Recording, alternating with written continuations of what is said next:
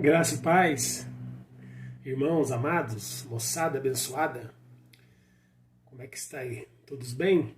Domingão novamente aqui, mais um estudo, mais uma escolinha bíblica dominical. E hoje vamos falar sobre dois temas: enfermidade e luto. E nossa base bíblica, ela está em João, capítulo 11, do versículo 1 ao 46. Eu vou fazer uma resenha desses versículos, bem conhecido, todo mundo já conhece, né? Que é a história do Lázaro, né? Que foi ressuscitado. Para depois a gente dar continuidade nesse estudo. Então, Jesus, ele era muito chegado, né, a essa família que morava em Betânia, que era Maria, Marta, né, e o Lázaro. A Maria, essa Maria é aquela mesma que derramou, tá, do perfume nos pés de Cristo, naquela outra passagem, né, enxugou com seus cabelos, é a mesma Maria. Elas enviaram a mensagem, né, para Cristo urgente, que só veio a responder alguns dias mais tarde. Jesus comentara com as irmãs ser ele próprio a ressurreição e a vida, uma realidade que elas já conheciam.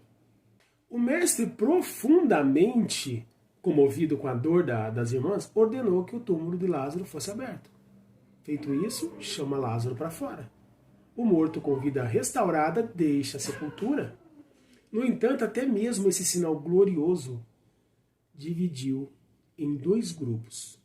Tinha dezenas de pessoas lá e ainda, mesmo assim, teve os que creram no Messias e os que rejeitaram a glória revelada e decidiram matar Jesus. Ali começou a matutar, né, a ida do Senhor, a morte dele na cruz. Então esse basicamente é o resumo, né, do Lázaro que todos conhecem. Agora vamos fazer uma pequena introdução. Talvez esses sejam os dois maiores problemas da raça humana, sejam os maiores problemas, vamos dizer, da humanidade, dos seres humanos. Por que eu digo isso? Independente de qualquer posição econômica ou social, atingem todas as pessoas, deixando-as totalmente impotentes. Enfermidade e luto. Então, situações como essas foram tratadas nas escrituras sagradas, abordadas pelo nosso Senhor. Ele deixa isso muito bem claro para nós cristãos, para nós crentes. A maneira como os cristãos devem se portar é o que a gente vai hoje meditar, vamos estudar.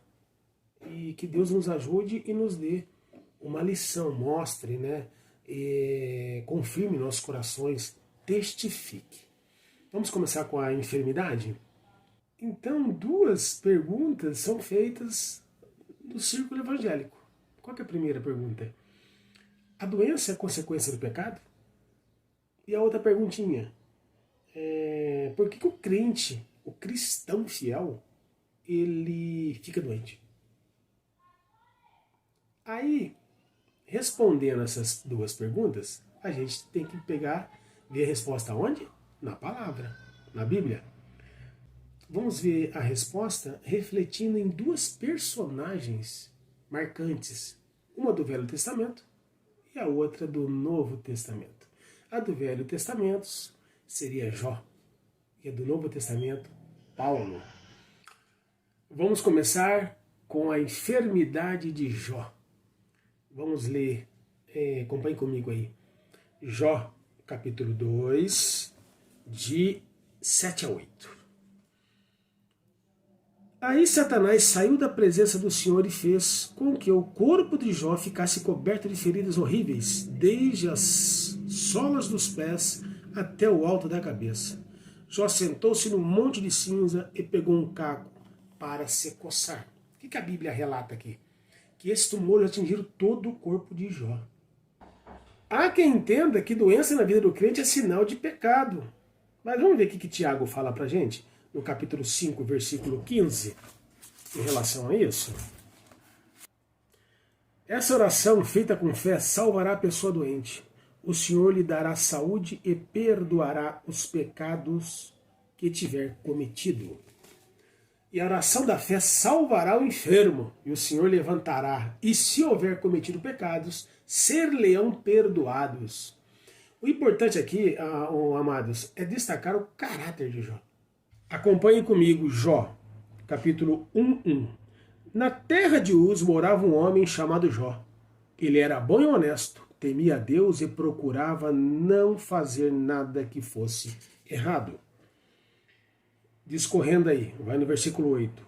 Aí o Senhor disse, você notou o meu servo Jó? No mundo inteiro não há ninguém tão bem e honesto como ele.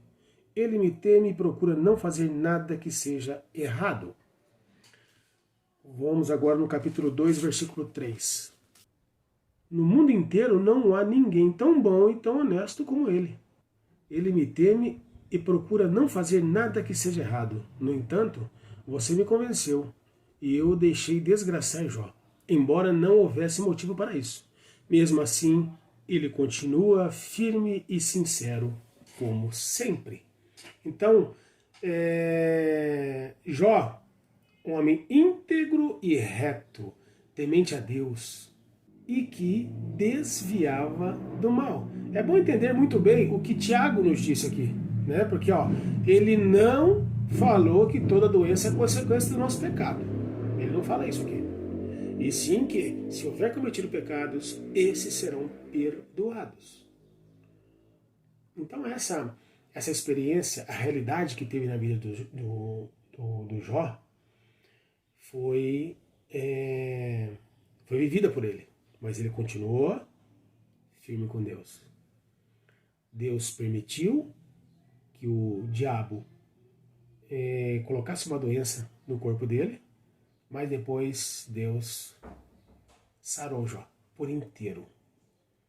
Outro exemplo, vamos ver a enfermidade na vida de Paulo, no Novo Testamento. Paulo, todo sabe da história, né? Ele sofria, né, de uma enfermidade física, que possivelmente não tem nada assim decretado, né? Mas tem passagens que falam em relação à visão dele, que a doença provavelmente era nos olhos. Então existem algumas referências bíblicas que demonstram a enfermidade de Paulo. Vamos ver alguma delas? Vamos ver aqui, Gálatas 4, de 13 a 15. Acompanhem comigo. Lembram por que foi que lhes anunciei pela primeira vez o Evangelho? Foi porque eu estava doente. Mas vocês não me desprezaram, nem me rejeitaram, embora o meu estado de saúde fosse uma dura prova para vocês. Pelo contrário, vocês me receberam como se eu fosse um anjo de Deus, ou mesmo como se eu fosse Cristo Jesus. E 2 Coríntios, vamos aproveitar, 12:7. Mas, para que não ficasse orgulhoso demais por causa das coisas maravilhosas que vi, eu recebi uma doença dolorosa, que é como um espinho no meu corpo. Ela veio como um mensageiro de Satanás para me dar bofetadas e impedir que eu ficasse orgulhoso. Então Paulo, ele entendia que a enfermidade em sua vida cumpria os propósitos divinos, de Deus. No primeiro caso, ele fora pregar o evangelho aos Gálatas por ter adoecido. Já no segundo caso, o propósito desse espinho na carne, que é essa doença, era mantê-lo o quê? Humilde. Tanto é que ele por 3 vezes pediu para o Senhor que o livrasse desse espinho. Mas ouviu de Deus, a minha graça te basta. Por quê? O poder se aperfeiçoa na fraqueza. Isso é para todos nós. 2 Coríntios 12:9. Mas ele me respondeu, a minha graça é tudo o que você precisa, pois o meu poder é mais forte quando você está fraco. Uma aplicação para a gente dessa passagem. Desses 2 exemplos, né, de Jó e de Paulo. Não podemos dizer que sempre uma enfermidade é consequência de pecados, mas também não podemos negar que, em alguns casos, isso ocorre. Também vimos que um cristão fiel e sincero pode ficar doente, a fim de cumprir os propósitos de Deus na vida dele. O importante é que Deus está acima da enfermidade. Se é consequência de pecado, se não é, se é propósito de Deus na sua vida, confiemos no Senhor, porque Ele quer o melhor para a gente. Ele sabe de tudo de melhor para a nossa vida. Então, Ele está no controle, no comando, e a gente, pela fé, aguarda a vitória nele. E agora vamos para a segunda parte desse tema, que é o luto. Como vimos, nem sempre Deus cura as pessoas. Em alguns casos, Ele até permite que a enfermidade continue para que nisso seu propósito para a vida do cristão, do crente, ele seja atingido. Deus muitas das vezes permite que a pessoa venha a falecer devido às doenças ou fatalidades para, com isso, trabalhar na vida dos familiares. Eu tive um exemplo desse na minha própria casa, no caso meu mesmo. A gente perdeu, Deus levou a minha irmã em 1992, e depois disso, a minha mãe, ela veio a ter encontro com Cristo. Acho que aproximadamente, depois de quase um ano, ela veio ter encontro com Cristo, ela aceitou Jesus. Aí depois a transformação veio para toda a casa. Depois de uns anos veio meu pai, depois meu irmão e depois a mim. Então, Deus, a gente não sabe o propósito de Deus. Mas eu sei que depois que a minha irmã partiu, a gente veio a conhecer a Cristo. A gente veio a ter um encontro com Jesus. Mas o que a Bíblia fala sobre o luto? Podemos aprender algo em meio a uma situação como essa, dolorosa, difícil. Mas a Bíblia diz que sim, que dá pra gente aprender, dá pra gente crescer. Vamos ler Eclesiastes capítulo 7, de 1 a 4? O nome desse título é Pensamentos a respeito da vida. Capítulo 7 de Eclesiastes. O nome limpo vale mais do que o perfume mais caro. O dia da morte é melhor do que o dia do nascimento. 2. É melhor ir a uma casa onde há luto do que ir a uma casa onde há festa. Pois onde há luto, lembramos que um dia também vamos morrer. E os vivos nunca devem esquecer disso. A tristeza é melhor do que o riso, pois a tristeza faz o rosto ficar abatido, mas torna o coração compreensivo. Quem só pensa em se divertir é tolo. Quem é sábio pensa também na morte. Palavra de Deus, através do rei Salomão. Então, uma breve reflexão aqui. Salomão, ele nos exorta que no momento de luto, deveria nos fazer refletir sobre a brevidade da vida. É por isso que devemos levar tal conceito em consideração. Ninguém vive pensando em morrer, claro, a gente não pensa em morrer. Mas é fato que a morte, ela vai nos atingir, todos nós. Diante de tal realidade, o que devemos fazer? Precisamos constantemente avaliar a nossa vida diante de Deus, para que, ao partirmos daqui, irmos morar no céu, na casa do Pai. O que precisamos aplicar nessa questão do luto? Devemos entender o quê? Que o luto é um momento para a gente refletir acerca do quê? Da brevidade da vida. E analisar como estamos nos portando diante de Deus. Como será que Jesus tratou essas duas situações? Enfermidade e luto. No seu ministério. Ele tratou. Ele curou muitas pessoas e até ressuscitou algumas. Em João, capítulo 11, o que está relatado para nós aqui? Vamos ver algumas situações do capítulo 11. Versículo 1. Acompanhe comigo. Um homem chamado Lázaro estava doente. Ele era do povoado de Betânia, onde Maria e sua irmã Marta moravam. Então aqui, Lázaro, resumindo, estava enfermo. No versículo 4, acompanhe comigo. Quando Jesus recebeu a notícia, disse: o resultado final dessa doença não será a morte de Lázaro. Isso está acontecendo para que Deus revele o seu poder glorioso e assim, por causa dessa doença, a natureza divina do Filho de Deus será revelada. Então, Jesus disse que essa enfermidade seria para a glória de Deus. Jesus, ao saber da enfermidade do amigo, ficou ainda 2 dias onde estava. No versículo 6. Versículo 15, acompanhe comigo. Olha só o que Deus fala para nós aqui. Mas eu estou alegre por não ter estado com ele, pois assim vocês vão crer. Jesus aqui está falando que ele tinha um propósito na vida dos discípulos com esse episódio. Versículo 17. Quando Jesus chegou, já fazia 4 dias que Lázaro havia sido sepultado.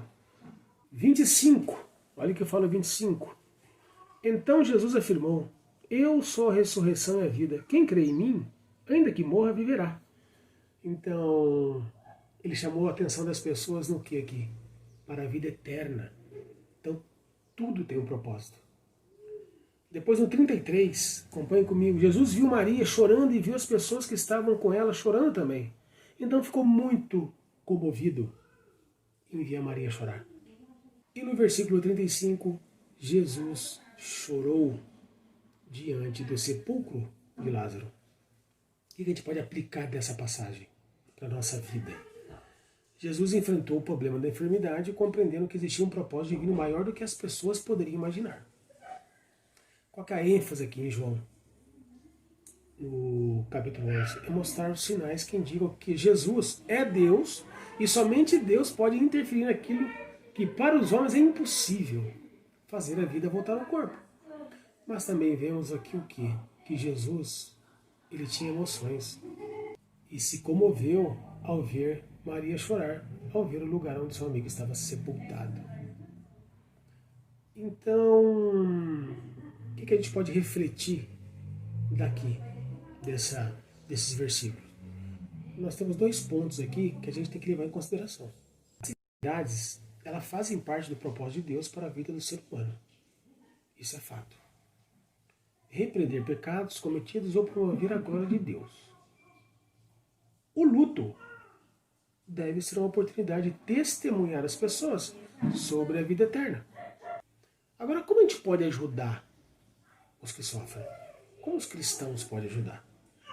É muito difícil para as pessoas enfrentar qualquer uma dessas situações. Todos nós precisamos, como cristãos, auxiliá-los nesse processo com muita paciência e sabedoria.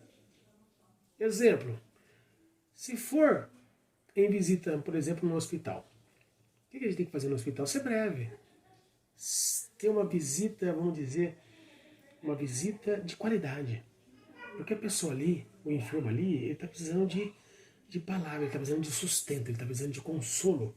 Então, ser o quê? Breve, objetivo e que as palavras saiam unção nessa visita ao que está enfermo.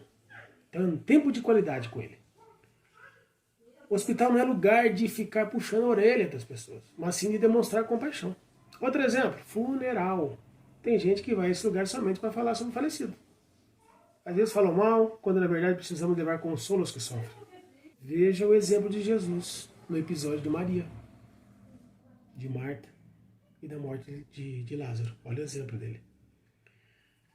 Lê comigo aí, ó, 2 Coríntios, capítulo 1, versículo 4. O título é Ajuda de Deus nos Sofrimentos. Versículo 4. Ele nos auxilia em todas as nossas aflições, para podermos ajudar os que têm as mesmas aflições que nós temos. E nós damos aos outros a mesma ajuda que recebemos de Deus. Olha que bênção, gente. Acompanhe comigo Salmo 116, 15. Preciosa é aos olhos do Senhor a morte dos seus santos. Apocalipse, acompanhe comigo, 21, 4. Ele enxugará dos olhos deles todas as lágrimas, não haverá mais morte, nem tristeza, nem choro, nem dor. as coisas velhas já passaram. E aqui vamos chegar na conclusão. A Bíblia, ela ensina que as enfermidades e a morte fazem parte da vida humana. E todos teremos que enfrentá-las. Todos. Ninguém escapa. Deus, em sua soberania, pode permitir que os seus servos enfrentem enfermidades com vários objetivos, como para amadurecer e provar a fé de cada um de nós.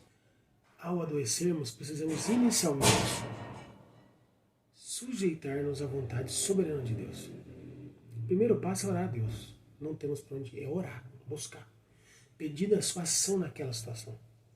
Crendo no seu poder, devemos buscar os meios necessários que a medicina, que é dele também, oferece, sabendo que Deus pode operar sobrenaturalmente ou usando os recursos humanos.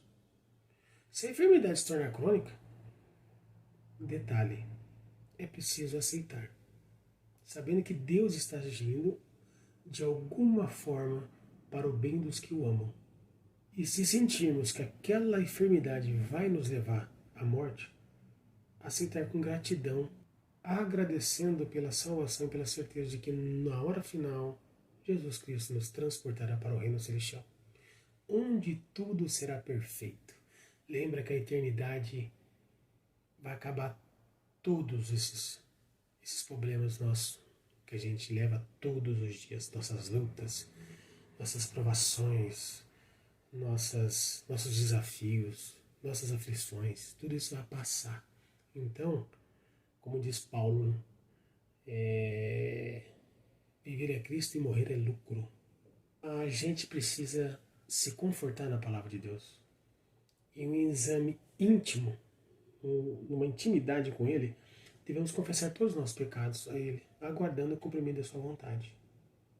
Deus, Ele está agindo de alguma forma para o bem dos que o amam. E se sentirmos que aquela enfermidade nos levará à morte, aceitar com gratidão, agradecendo pela salvação e pela certeza de que na hora final, Jesus Cristo nos transportará para o reino celestial, onde tudo será perfeito. Acabou. Lá é pureza 100%. Amém, amados? Feliz Dia dos Pais, né? Para os papais. Aqui estamos terminando mais esse estudo. E o domingo seja abençoado para todas as famílias, para todos os papais. E que o Espírito Santo de Deus continue a nos guiar, a nos clarear, a nos dar sobriedade, sabedoria, discernimento, crescimento espiritual para todos nós, cristãos, crentes. E logo mais voltaremos com mais um estudo na Escolinha Bíblica Dominical. Amém? Amados, fiquem com Deus. Abraço.